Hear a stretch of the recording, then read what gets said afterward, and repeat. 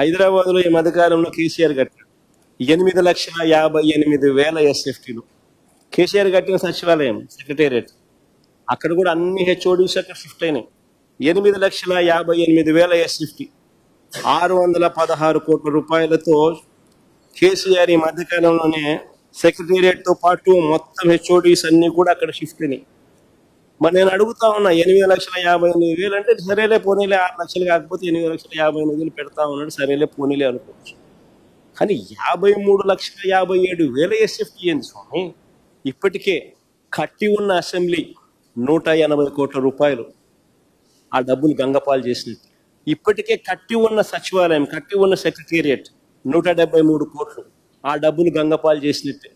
ఇప్పటికే కట్టి ఉన్న హైకోర్టు 173 కోట్లు గంగపాలు చేసినట్టే. ఇప్పటికే కట్టి ఉన్న అసెంబ్లీ 180 కోట్ల రూపాయలు గంగపాలు చేసినట్టే. ఇప్పటికే కట్టి ఉన్న సెక్రటేరియట్ మరో 300 కోట్లు, మొత్తంగా 600 కోట్లు గంగపాలు చేసినట్టు. మరి నీకు కొత్త బిల్డింగ్లు కట్టాలన్న ఆలోచన నీకు ఉన్నప్పుడు ఎందుకు మళ్ళీ 600 కోట్ల రూపాయలు ఎందుకు ఖర్చు చేసి ఎందుకు డబ్బులు వేస్ట్ చేసినావు?